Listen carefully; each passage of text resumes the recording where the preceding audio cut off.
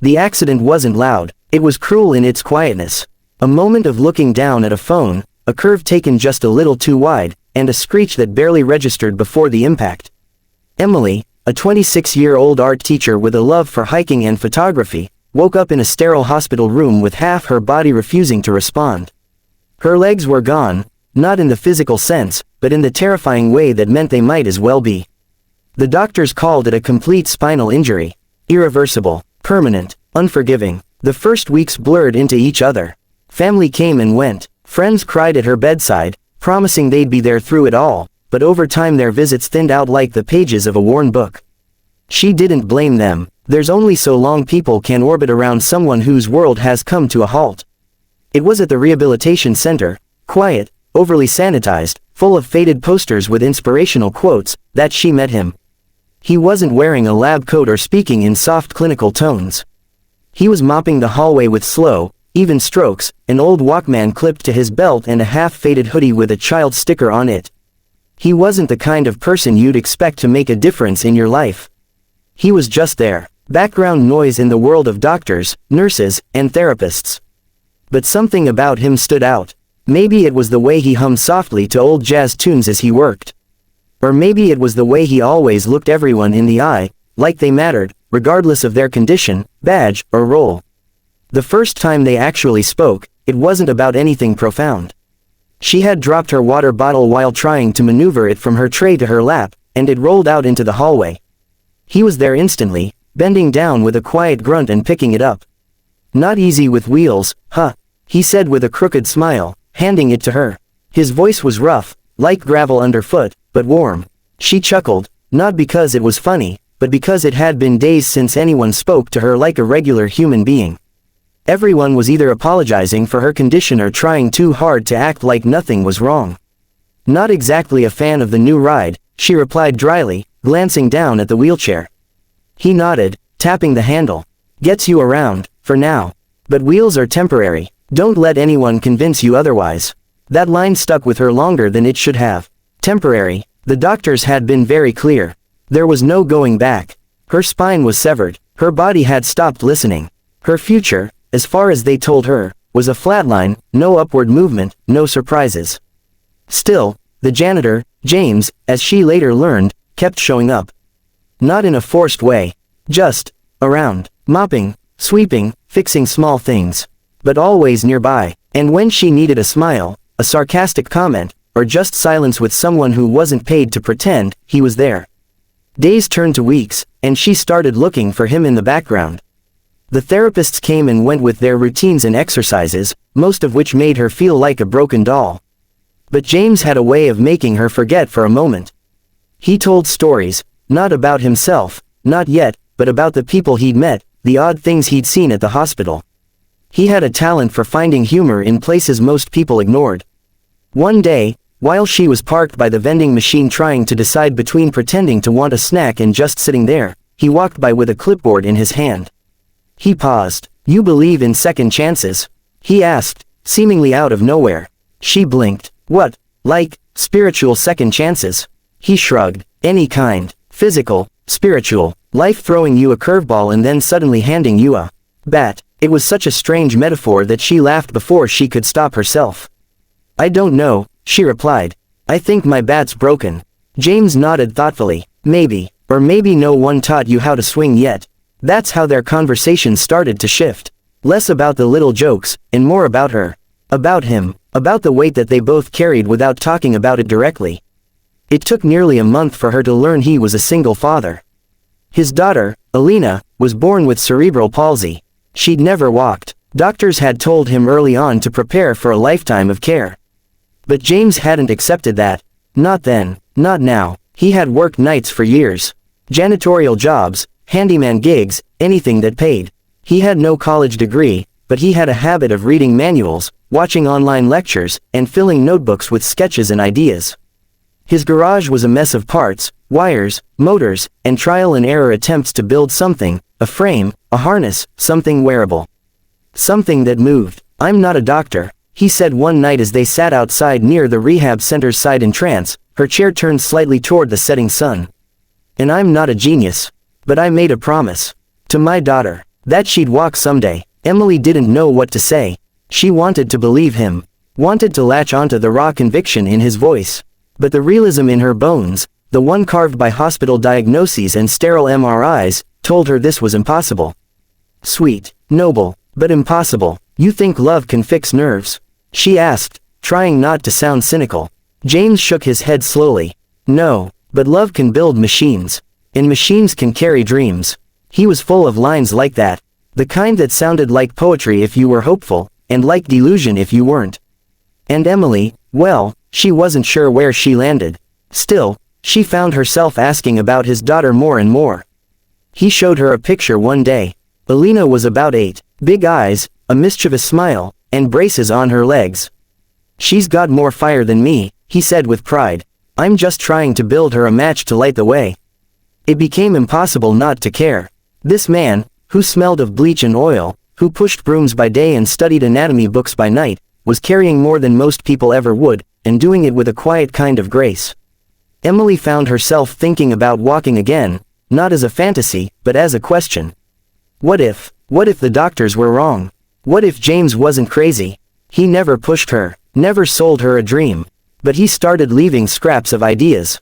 He'd casually mention spinal stimulation, modular exosuits, feedback sensors. She didn't understand half of it, but his mind was clearly racing ahead of his station in life. One day, when she asked him why he cared so much about her, why he kept talking about her walking too, when his daughter needed everything he had, he simply said, "Because you need someone to believe in you before you can believe in yourself." That's all. Emily looked at him then, really looked at him. He wasn't just a janitor. He was a father, a builder, a man defying every limitation society threw his way. And for some reason, he had chosen to see her not as broken, but as paused. Like she could be rewound, rebuilt, reimagined. That was the moment the bond solidified. No contracts, no promises. Just understanding. He needed someone to believe in what he was building. And she, though she'd never say it aloud, needed someone to believe she could be whole again. They were strangers brought together by tragedy and held together by something rarer than blood or circumstance, hope. Not loud or dramatic, but steady. Like a janitor humming an old jazz tune as he swept the floor, knowing someday the music would matter to someone else. In the unseen corners of the hotel, beneath the glimmer of chandeliers and beyond the marble floor polished for prestige, worked the often forgotten, housekeeping, janitorial, laundry, and food prep staff.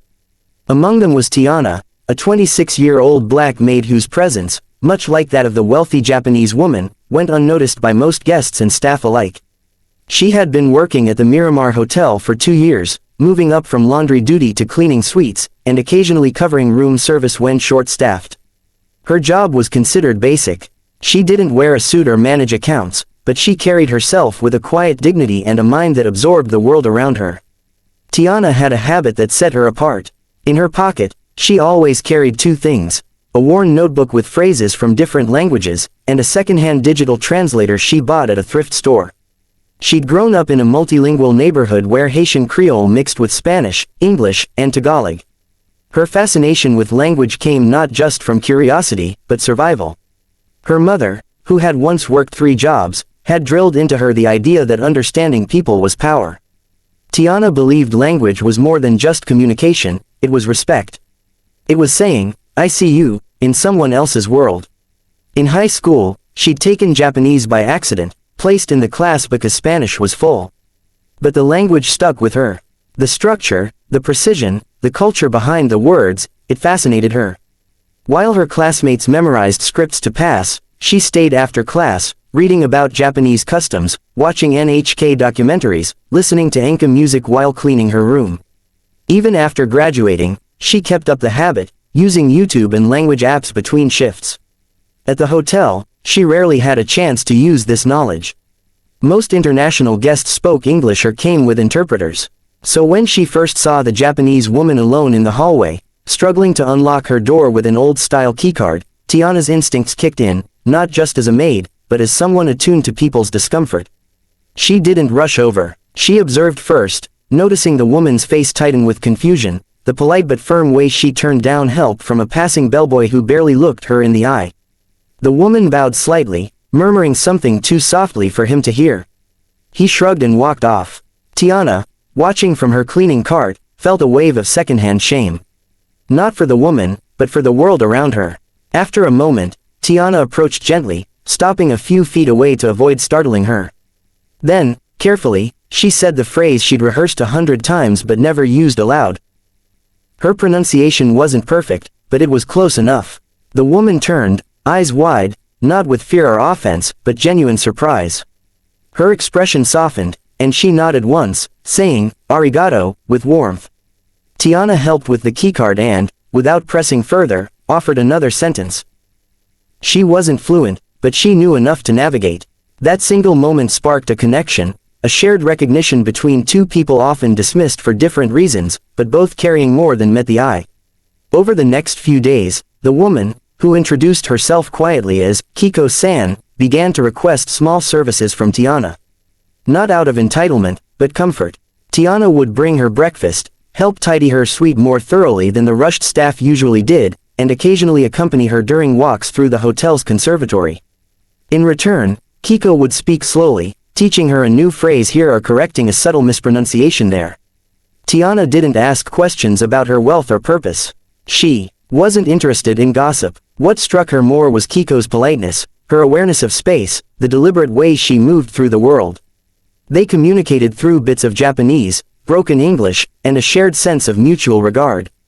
Tiana never overstepped, and Kiko never patronized. Their interaction wasn't rooted in servitude, it was rooted in seeing each other fully. While the rest of the staff still whispered about the strange woman in the kimono who didn't talk to anyone, Tiana grew increasingly aware of the layers people missed. She noticed how Kiko observed everything, from the service flow at breakfast to the way the staff rotated through shifts. She noticed how the woman took notes in a leather-bound book with intricate stitching. And she sensed, deep down, that this guest wasn't simply rich or eccentric, she was watching, evaluating. When Kiko laughed at one of Tiana's clumsy jokes delivered in Japanese, it felt like a door had opened. Not just between them, but inside a space long sealed off by assumptions. Tiana began to understand that her knowledge, her language skills, and her empathy were not just hobbies or personality traits, they were power. The same hotel that trained her to be invisible had also underestimated her potential, just as they had underestimated Kiko's significance. In the eyes of management, Tiana was just a maid. In Kiko's eyes, she was the only one who had passed the test of character. This dynamic between them, one wealthy and soft-spoken, the other working class and quietly perceptive, challenged every social script the hotel enforced. Tiana wasn't offering kindness because she expected a tip. She wasn't trying to impress anyone. She was simply meeting another human being in their world, on their terms. Her empathy was not performative, it was intuitive. And that made all the difference. The moment that shifted everything happened in the middle of a chaotic afternoon. The hotel had overbooked, phones were ringing, a celebrity couple was arriving, and staff were scrambling to accommodate. Kiko had come to the front desk to inquire about a package, but she was ignored again, this time more brusquely, brushed off by a distracted manager. Tiana, passing through with a tray, witnessed the exchange. She walked over, bowed slightly to Kiko, and spoke to the manager. "Excuse me, Mr. Langston," she said, calmly but clearly. "She's asking about a package. Can someone check for her, please?" Langston looked annoyed. "Tiana, this is not your lane. She speaks Japanese," Tiana replied, maintaining composure. "And she's been waiting." The tone shifted. Langston looked at Kiko, truly looked at her for the first time, and muttered a half-hearted apology before scrambling to check the system. It was the first moment the power dynamic wobbled. The maid had corrected the manager. And no one questioned her, because her presence had suddenly become legitimate, not because of her job title, but because she had spoken up for someone who couldn't easily speak for herself. In that moment, the quiet presence of both women became unignorable. Kiko wasn't the awkward guest anymore, she was a guest who required accommodation, who had an advocate. And Tiana wasn't just a maid, she was a bridge. When the truth of Kiko's identity emerged days later, the hotel staff were stunned. Shock turned to panic, then embarrassment. People scrambled to backpedal, to rewrite their behavior in hindsight. But it was too late. Kiko had seen them, she had seen who they were when they thought no one important was watching. What they hadn't realized was that the most important interaction of the entire week wasn't between a general manager and a VIP client, or a concierge and a foreign dignitary. It was between a hotel maid and a woman dismissed as a cultural inconvenience. Tiana, through simple kindness and a willingness to meet someone where they were, had shattered the assumptions built into the hotel's foundation. Her empathy had not just bridged a linguistic gap, it had rewritten the narrative. In a place where money and polish were worshipped, it was a maid's humanity that created real luxury, the luxury of being seen, heard, and understood. Not through service, but through sincerity. Not through performance, but through presence. Tiana had proven that the most powerful language is respect, and that sometimes, the most significant change begins when someone chooses to speak it.